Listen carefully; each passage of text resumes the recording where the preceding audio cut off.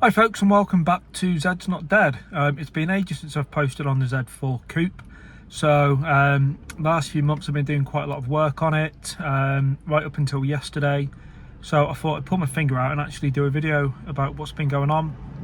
Around about March time I took it off the road. It ran out of MOT, so whilst it was without MOT, it's had new discs put on all round from M-Tech.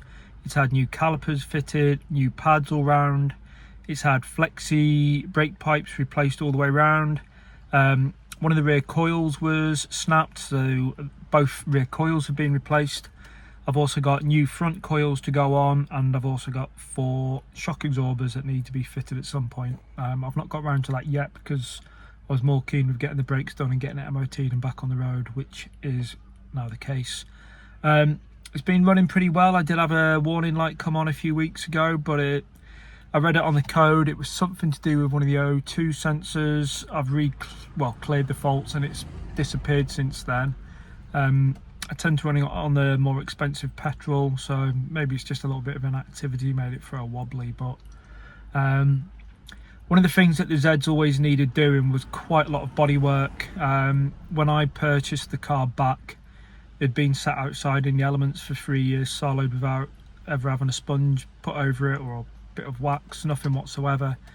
And the paint had this kind of almost bleached effect, which was really strange. So I recently made friends with a chap who's got an Austin Yellow Z4 Coupe. He lives just around the corner from where my kids go to school, so I've been chatting to him, and it turns out he runs his own body shop, and he actually tried to buy my Z4 a few times, but every time he knocked on the house I wasn't in, and so he ended up buying his own because he clearly wasn't going to be able to get mine. But we got chatting and he knows my car well and said he'd love to help me sort the body work out on it. So I went into his body shop yesterday. He's going to basically go over the whole car for a very decent price. One of the things he asked, however, was if I could just spend a bit of time stripping the car down ready for painting, because it's a fiddly job and one that he didn't particularly want to do. So yesterday I went to his body shop, took the front bumper off, stripped all the grills and front lights out of that. Rear bumper came off, rear lights have come off, front lights have come off, the indicators and roundels on the sides have come off, wing mirror casings have come off, wing mirrors have come off. The bonnet came off, and also the little aerial on the rear quarter panel, because we wanted to make it as clear as possible and just do a really nice job on the Z4. So he's going to have that for a couple of weeks whilst the paint gets corrected and resprayed in places. So there's 1 or 2 little rust spots that are going to be addressed as well. So I'm hoping the car's going to come back looking $1 million. So the chap who's doing the work, he's been spraying cars for 50 years now. He doesn't advertise. All the work he gets is recommendations and walk-ins, and that's enough to keep him going. But yeah, really nice chap, really into his Z4s, really into his motorbikes and Ducatis, which is exactly what I'm into. So yeah, really good fun yesterday, just getting the car stripped down. You can see from the pictures the progress we made on it. So yeah, hopefully as we speak that's having some paint lovingly applied to it and getting it looking fantastic again. So yeah, that's where I'm at with the Z.